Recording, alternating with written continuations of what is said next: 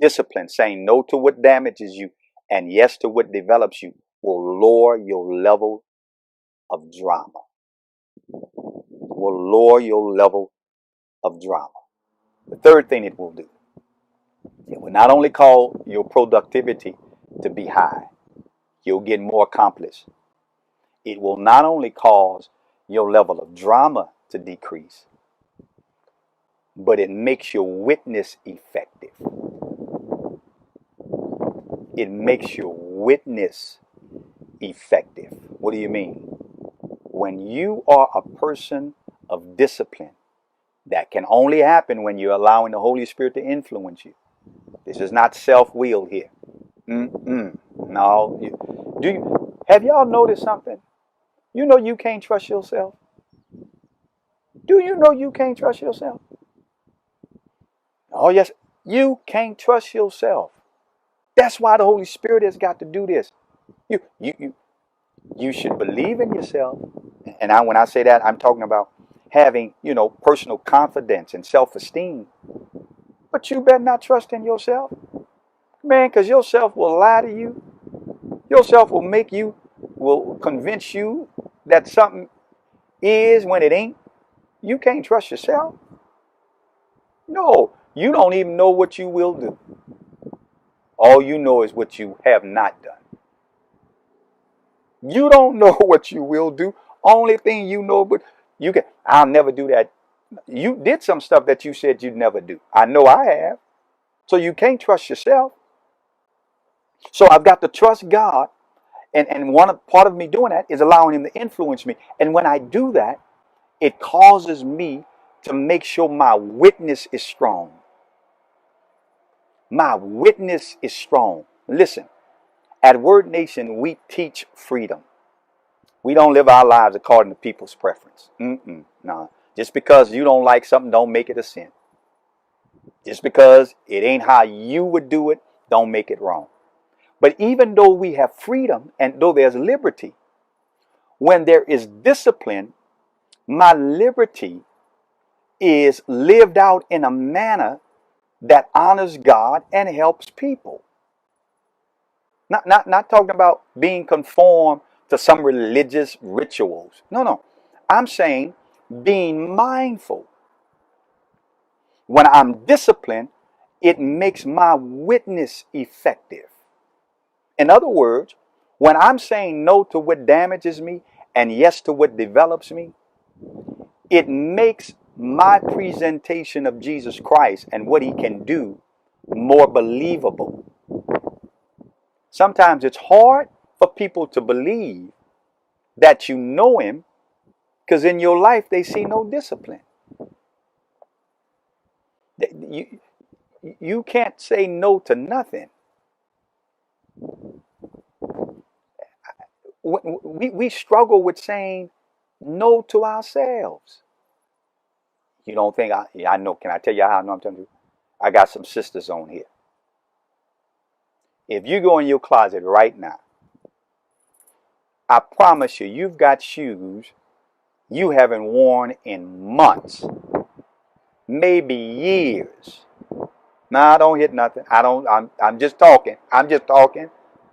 Bishop just talking. Your brother, hey, your boy just talking. You got shoes in your closet right now, sis, that you haven't worn in years. You know why you got so many shoes? Because it's hard for you to say no to yourself. I'm talking to some brothers. There's some actions and habits you got, man, that are not healthy, that are not conducive to what you're trying to become. But you have a struggle with it. Watch this now. And God's grace and mercy is available. We know that. But the reason why, because we don't have discipline, because it's hard to tell ourselves no.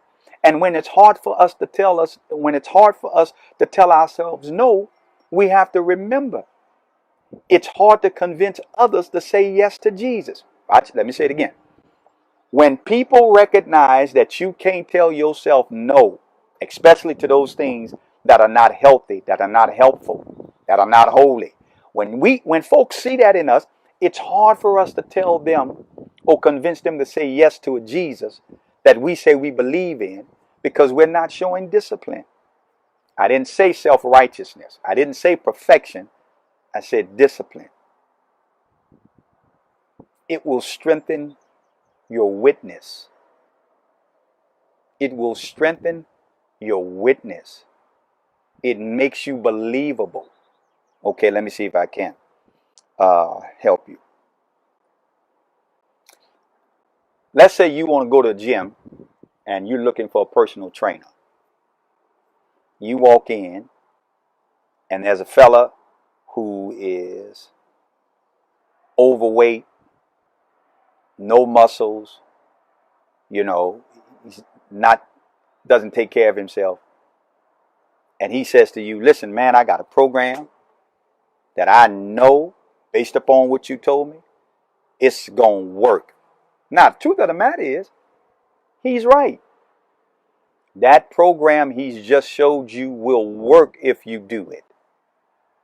But then there's another fella who looks like you want to look with the same program. Same price, gonna cost you the same amount of money. Both have good personalities. Both are skilled in terms of the information they bring. But one has not shown you that the program works, even though it does.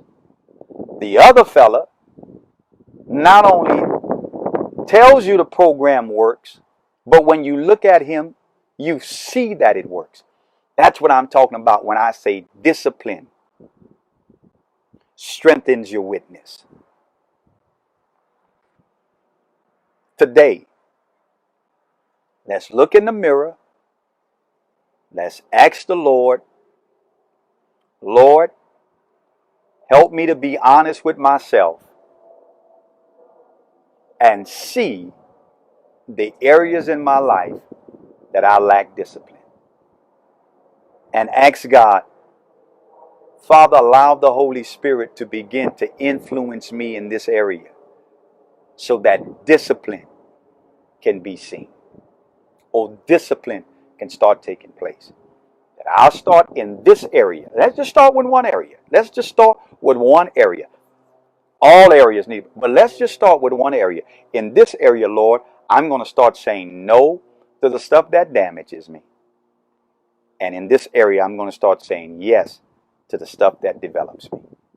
And I'm asking that the Holy Spirit will influence my mind, work on my mind so I'm able to do that. It's going to cause your productivity to go higher, cause your drama to decrease, and it's going to make your witness strong.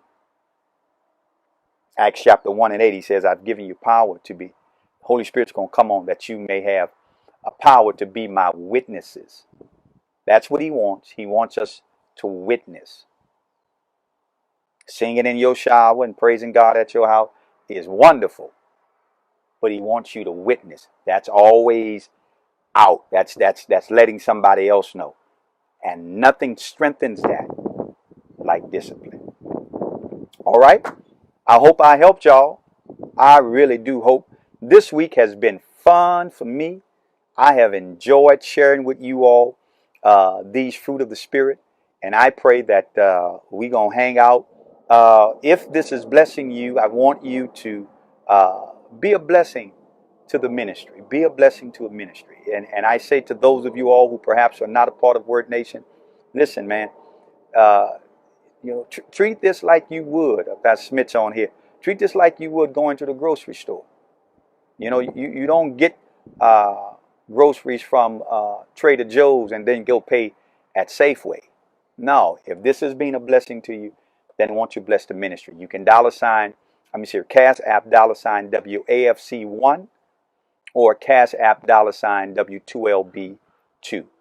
All right, again, that's Cash App $WAFC1 or Cash App $W2LB2.